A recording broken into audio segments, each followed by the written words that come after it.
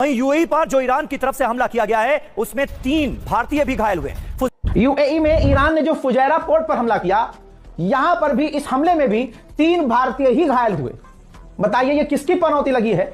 कल प्रधानमंत्री मोदी बंगाल के चुनाव में और बंगाल के जो नतीजे थे उसमें व्यस्त थे। उनको शायद ये पता ही नहीं चला कि हमारे 3 भारतीय कल जब यूएई में ड्रोन अटैक हुआ और ये कहा जा रहा है कि ईरान की तरफ से हुआ। ईरान के यूएई हमले में 3 भारतीय नागरिकों के घायल होने पर अब भारत बुरी तरह भड़क गया। भारतीय विदेश मंत्रालय ने बयान जारी करते हुए ईरान को कड़ी चेतावनी दी कि वहीं यूएई पर जो ईरान की तरफ से हमला किया गया है उसमें 3 भारतीय भी घायल हुए।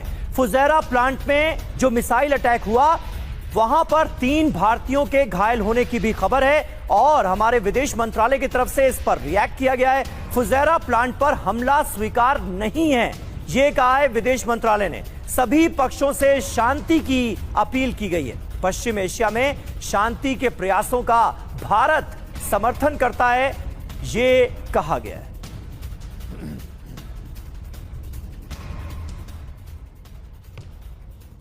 लेकिन ईरानी हमलों के बाद यूएई में अलर्ट है। स्कूलों में डिस्टेंस लर्निंग की घोषणा कर दी गई है। यूएई के शिक्षा मंत्रालय की तरफ से यह अनाउंसमेंट किया गया है। सुरक्षा को देखते हुए यह कदम उठाया गया है। बड़ा फैसला लिया गया है कि स्कूलों में फिलहाल छात्र ना आए और डिस्टेंस लर्निंग के जरिए ही उनकी पढ़ाई अभी फिलहाल कराई जाए। यह फैसला लिया गया है यूएई के शिक्षा मंत्रालय की तरफ से।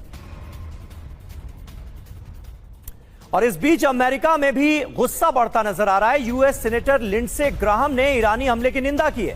यूएई पर हमला कर ईरान ने सीज फायर का उल्लंघन किया, जहाजों पर हमला कर सीज फायर को तोड़ा, ये सीधे तौर पर कहा है। अमेरिका को तुरंत सैन्य कार्रवाई करनी चाहिए, ये लिंडसे ग्राहम कह रहे हैं। कमांडर बिक्रमजीत सिंह हमारे साथ मौजूद हैं। लिंडसे ग्राहम वैसे भी सिंह साहब अपने आक्रामक बयानों के लिए जाने जाते हैं और यूएई पर ताजा अटैक के बाद उनके जैसे तमाम लोग अमेरिका के अंदर मौजूद हैं, डोनाल्ड ट्रंप की कोर टीम में ही मौजूद हैं, जो अब इस बात को जोर शोर से फिर उठाने की कोशिश करेंगे कि ईरान पर हमला किया जाना चाहिए, सीज फायर के वायलेशन का बदला लिया जाना चाहिए। बिल्कुल समीर जी, देखिए इंटरनली जो बात हो रही थी यूएस में, पहले दोनों पक्ष अपने अपना मत रख रहे थे जी। जो उनके ऑब्वियसली जो प्रेसिडेंट साहब के जो सपोर्टर हैं वो चाह रहे थे कि ये एग्रेशन चलता रहे और उनके हित में बात कर रहे थे। लेकिन ऐसे भी कई एक परसेंटेज ऑफ पॉपुलेशन है जो इसके अगेंस्ट थी। तो बताया था मैंने कि ईरान अटैक मोड में है, डिफेंस मोड में नहीं है। यही मैंने एग्जांपल देते हुए बताया था कि ईरान ने यूएई के पोर्ट पर खड़े हुए यूएई के एक जहाज पर हमला किया और फिर अमेरिका के युद्धपोत पर 2 मिसाइल रॉकेट लॉन्च किए। यह आपको बता चुका था। अब सुनिए आगे की कहानी। सिर्फ इतना ही नहीं, ईरान ने यूएई के ही अंदर हमला कर दिया। जी हां, और यूएई में ईरान ने जो फुजैरा पोर्ट पर हमला किया, यहां पर भी इस हमले में भी 3 भारतीय ही घायल हुए। बताइए ये किसकी पनौती लगी है कि अरब में जितने भी ज्यादातर लोग घायल हुए इस पूरी जंग में, ईरान के हमलों में, वो भारतीय ही ज्यादा घायल हुए।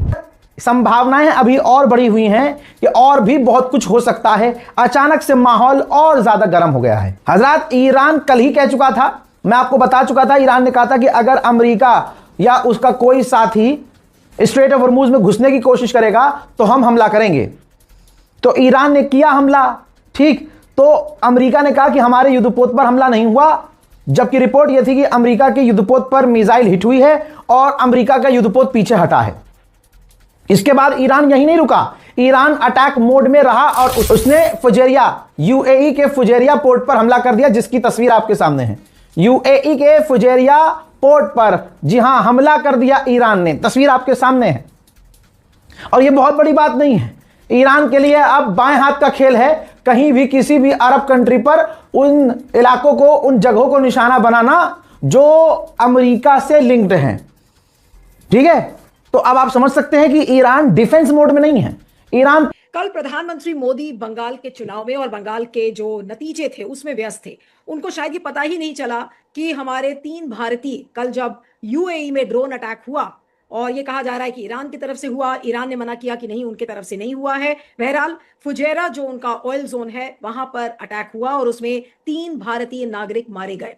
अब प्रधानमंत्री नरेंद्र मोदी की तरफ से एक ट्वीट आया है जो कि मैं पढ़ देती हूं। उन्होंने कंडेम किया है। उन्होंने अल जजीरा के माध्यम से, अल जजीरा का ही एक ट्वीट है जो कि मैं पढ़ रही हूं, उस पर लिखा है कि an Iranian military official has denied that Iran targeted the UAE और the Fujairah port, alleging that instead the US military was responsible for the attack according to local media। अब ये जो ट्वीट है अल जजीरा का, ये अपने आप में बताता है और ये इससे ये इंडिकेट होता है कि ईरान मना कर रहा है कि उसने कोई हमला नहीं किया है।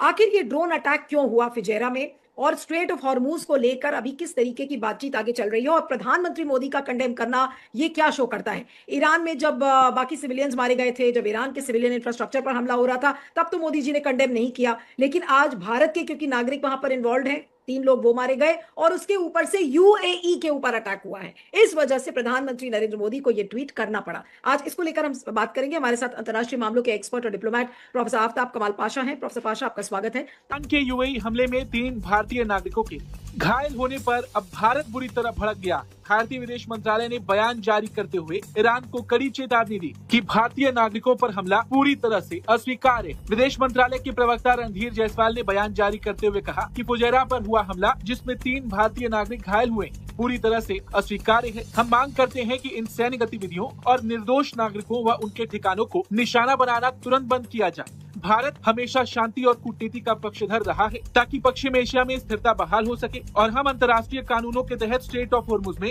बिना किसी बाधा के जहाजों की आवाजाही और व्यापार की भी मांग करते हैं। भारत ने साफ कर दिया कि वो शांति के लिए हर संभव प्रयास में सहयोग देने को तैयार है, लेकिन अपने लोगों की सुरक्षा से कोई समझौता नहीं करेगा। आपको बता दें, ईरान ने कल यूएई के फुजैरा पेट्रोलियम इंडस्ट्रीज जोन पर ड्रोन से हमला कर दिया।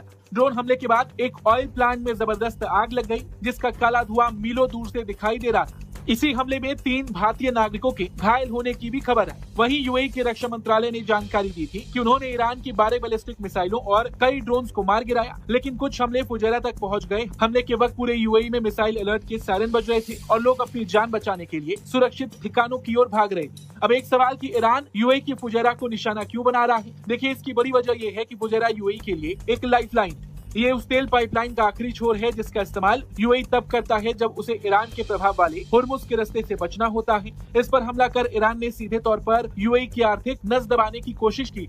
हालांकि ईरान के हमले के बाद भारतीय दूतावास की ओर से भी एक बयान आया। अबू धाबी में भारतीय दूतावास ने बताया कि घायल 3 भारतीय नागरिकों को फिलहाल अस्पताल में भर्ती कराया गया।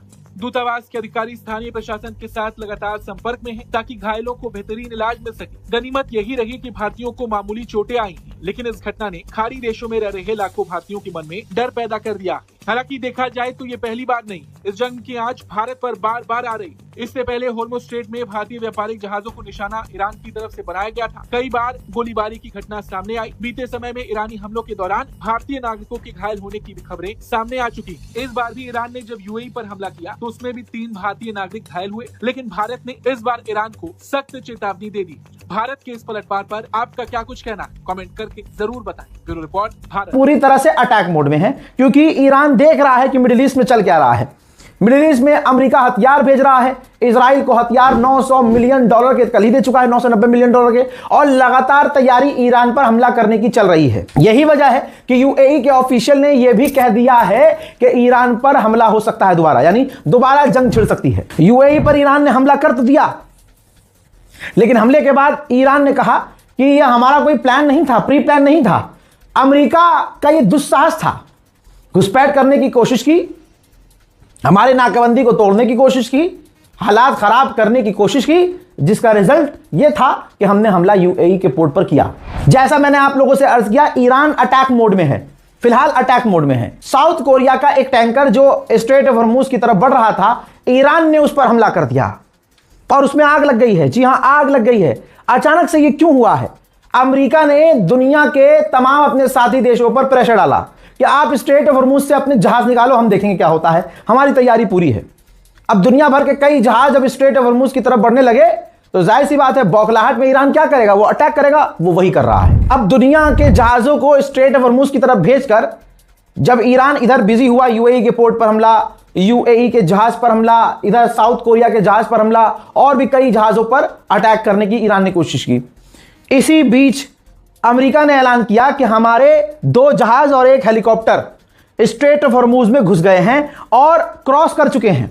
स्ट्रेट ऑफ हॉर्मुज को क्रॉस कर चुके हैं। अब इसमें सच्चाई क्या है यह नहीं पता, लेकिन अगर क्रॉस